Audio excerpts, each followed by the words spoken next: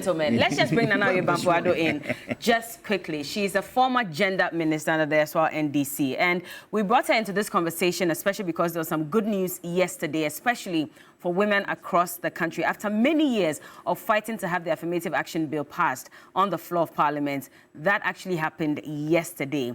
And it was unanimous. In fact, the House passed it. And it's the Affirmative Action Gender Equity Bill 2024. It's been in and out of Parliament, like I said, for several years. Now, Ebampo, I'm told you're not in town, but you must be celebrating at this point. Thank you so much for joining us.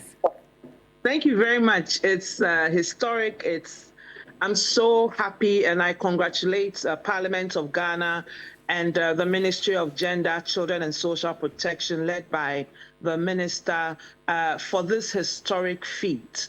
At long last, after 12 years, since President John Evans Atta Mills inaugurated the committee, the Working Group on Affirmative Action in 2012, 12 years later, we now have Parliament passing the Affirmative Action Gender Equality Bill 2024. Congratulations to Ghana. Certainly, and to you as well for being one of the main people who pushed for this to happen. But the question then is, what does it seek to achieve for those who may not necessarily understand why this needed to be passed into law?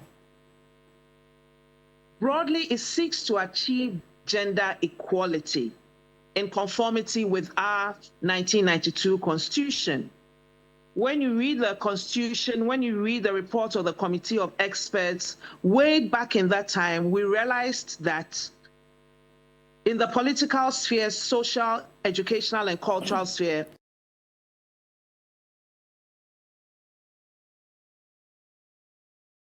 there is an imbalance. So we do not have adequate representation of women. And so to propel women into certain key positions, there was a need to deliberately come with a law that would enable that, or an affirmative action intervention, just like what President Kwame Nkrumah did at independence, when first he introduced affirmative action in respect of education for the northern regions of Ghana, and then also passed the law on affirmative action for appointment of 10 women into the Parliament of Ghana. So likewise, we all agreed, civil society, women groups, and government all agreed that to propel women into key positions in Ghana, there was a need to pass an affirmative action law.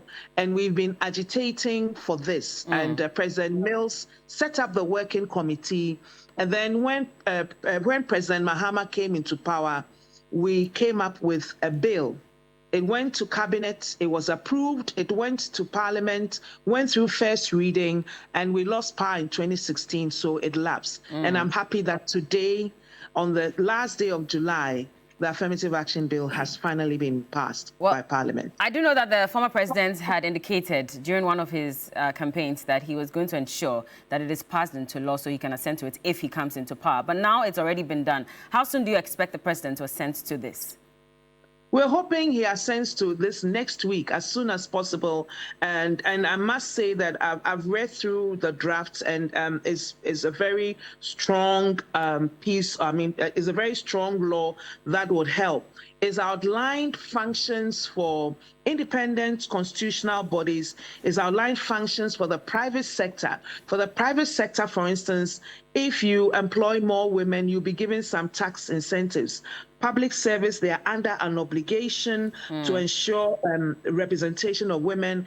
In the first schedule to the law, it sets out a target. So for the first 2 years up to 2026, 30% minimum representation of women. The next 2 years to 2028 is 35%. And then by 2030, we are looking at 50% representation of women across public sector, across security services, across the judiciary.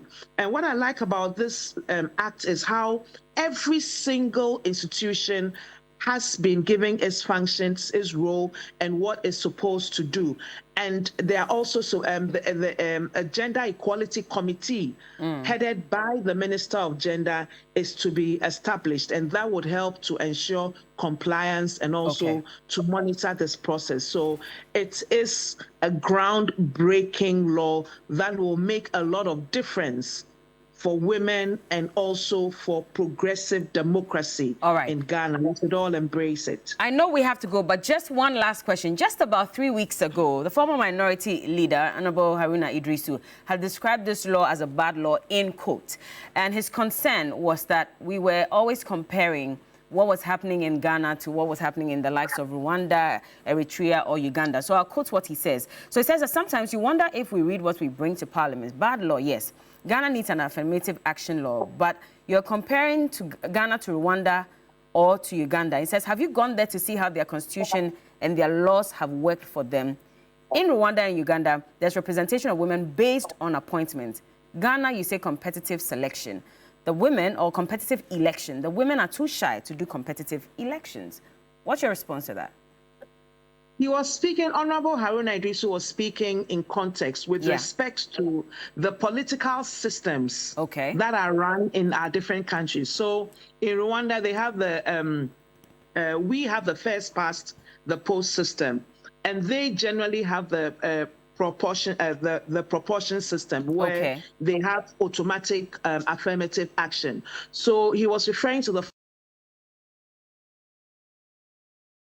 fact that there are two separate political systems. But if you read his statement, he then went to embrace introduction of the Affirmative Action Act, and also even gave recommendations on what can be done to increase representation of women. I think my disappointment, I'm still reading through because I hear it will be updated, is I didn't see a specific clause or provision on reserved seats for women. When I read the part on Parliament, I would have really wished that as a function of the legislature, there would have been a clause in the bill for reserved seats for women in Parliament. What I see is about committees of Parliament, representation of women in committees of Parliament, and also in the leadership. But it would have been great to see reserved seats for women in Parliament. And the good thing about this is also, they also speak to political parties and how they should also encourage adequate representation of women. So congratulations to Parliament. Ghana wins. We are really very excited about this. Thank you. Ghana wins. Thank you so much for speaking to us, and do enjoy the rest of your day. We've been speaking to Nana Oye-Bampo Addo, and she's been very instrumental in ensuring that this is also passed on the floor of Parliament, as she served as gender minister in the erstwhile NDC government. I cannot come to you, gentlemen, so please forgive me. Our time is up, I know. We have to go. But good morning, Mr. Kojo Chumbuafo. He's also saying good morning to you, Alaji Suini. And as for Facebook, it's replete with messages for Solomon. They are all hailing you. Oh, really? They're actually enjoying your comments. But thank you all so much for joining us also on Facebook. Time, again, I cannot read your messages, forgive me. But we'll continue this Affirmative Action Bill conversation on the big issues tomorrow, so look forward to it, especially because we'll have the women join us. But just a reminder for you to step into the world of Dewa 539 for your chance to win big with Dewa Direct and Dewa Chop Money. With Dewa Direct, dial star 446 hash, pick 1 to 39 and win 20 times, 40 times, or 400 times your stake. And win cash every evening at 7 p.m. and on Sundays at 6 p.m. Early birds love Dewa Chop Money. So at 10 a.m., dial star 446 hash, choose 1 to 39 and win 20 times, 40 times, or 400 times your stake. Play at dewa-nla.com or dial star 446 hash, star 446 hash, or call them on 055-625-9249 or 053-2479-879. Dewa Afa. Remember to also play cash out. It's important that you win 1,000 Ghana cedis this morning. Star 439 hash, select option 2. Papa Ro is coming to us from Mankesim Ansa Bus Station. That's in Infantiman constituency. And so please tune in and make sure you stay with us till the end of the show, because Community Manifesto will be coming your way with Roland Walker.